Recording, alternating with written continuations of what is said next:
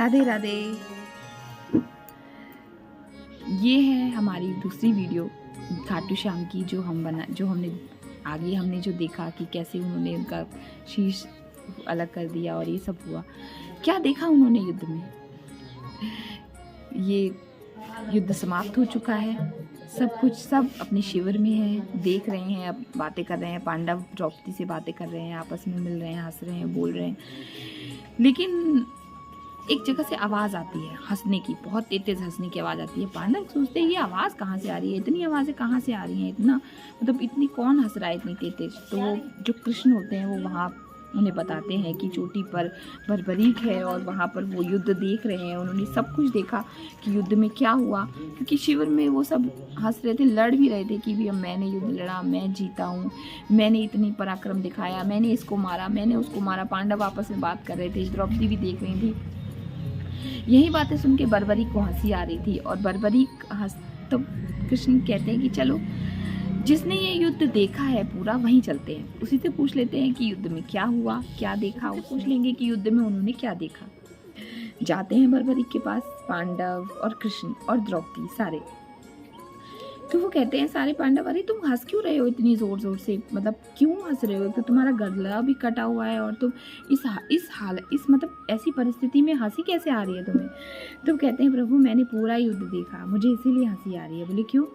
बोले व्यक्ति दूसरों को सुख दिखाने के लिए दूसरों के दुखों को अपने सर पे लेके कैसे चलता है। मतलब आज के टाइम में अगर उसको रिलेट करें तो कहते हैं ना, दूसरों को दिखाने के लिए इंसान मतलब ये दिखाता है, वो दिखाता है कि मेरे पास ये है, मेरे पास वो है, और असल में ऐसा होता नहीं है। इंसान दिखाता है कि यार मेरे पास मैं इतना सुखी हूँ, अपनी मतलब हर चीज़ को अच्छा दिखाने की कोशिश करता है, बट एग्जैक्टली उसका नहीं होता है।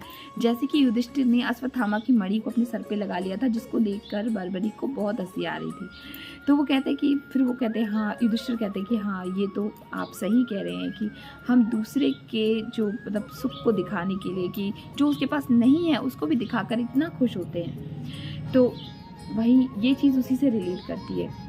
और फिर कहते हैं कि अच्छा ठीक है, युद्ध में मैं अच्छा बताओ, तुमने इतना युद्ध देखा, पूरा देखा, एंड तक देखा, तो तुमने ऐसा क्या देखा उसमें, किसने पराक्रम किया? अर्जुन कहते हैं कि देखो किसने मतलब कहते हैं कि बताइए मैंने क्या किया, मैंने कितना युद्ध लड़ा। भीम भी कहते हैं, सब कहते हैं। तो फिर से उनको हंसी आ जाती है बर्बरीक को और वो हंसने लग जाते हैं। तो फिर वो कहते हैं कि बताइए आपने इतना कुछ देखा, बताइए।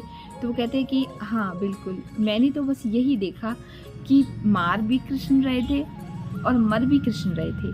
जब चक्र चल रहा था तो सिर्फ मुझे चक्र ही चक्र दिखाई दे रहा था पूरी युद्ध भूमि में, पूरी महाभारत में मुझे सिर्फ कृष्ण का चक्र ही दिखाई दे रहा था।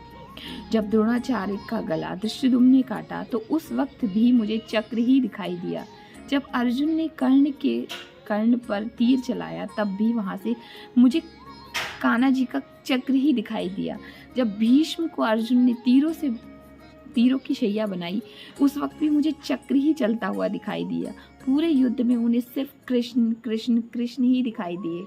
कृष्ण का विकराल रूप दिखाई दिया, जैसे कि धर्म पर विजय प्राप्त करने के लिए वो स्वयं वहाँ पर हों, और उन्हें कुछ भी दिखाई नहीं दिया।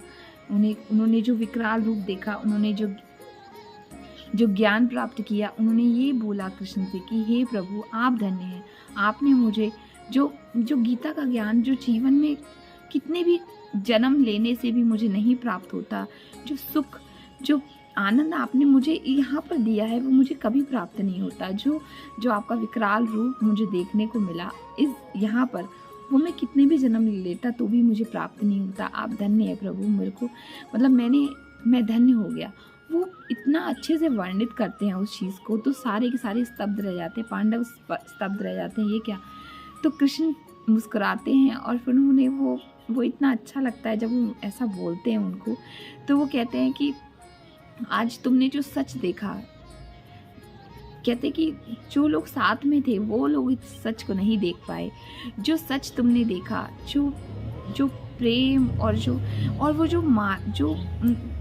जो वो गए थे वहाँ पर, वो इसी वजह से गए थे ताकि कृष्ण उन्हें मोक्ष प्राप्त करा सकें। और कृष्ण के हाथों से मोक्ष प्राप्त करने के लिए वो वहाँ गए थे। तो वो ये कहते हैं कृष्ण की, आज से तुम मेरे नाम से जाने जाओगे, श्याम के नाम से जाने जाओगे। और फिर वो एक खाटू जगह है गाँव में, खाटू जगह है, तुम कलयुग में वहीं पर रहोगे और वहीं के नाम से जाने जाओगे, खाटू श्याम के नाम से जाने जाओगे।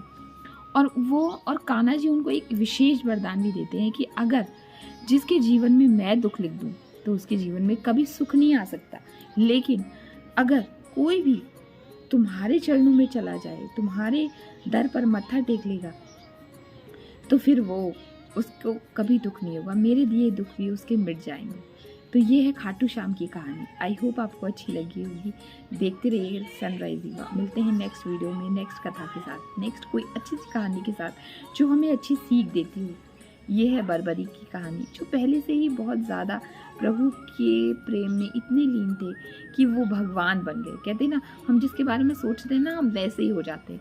तो वो भगवान के बारे में इतना सोचते थे, इतना उनको पाने के लिए, मोक्ष पाने के लिए इतना उन्होंने तपस्या की कि वो बर्बरीक से खाटू श्याम बन गए, बर्बरीक से कान्हा के रूप मिल गया उनको। तो ये है हमारे खाटू श्याम की कहानी। मैं तो बहुत जाती हूँ, आप भी जाइए, देखते रहिए सनराइज रीवा। तब तक के लिए मिलते हैं, राधे राधे।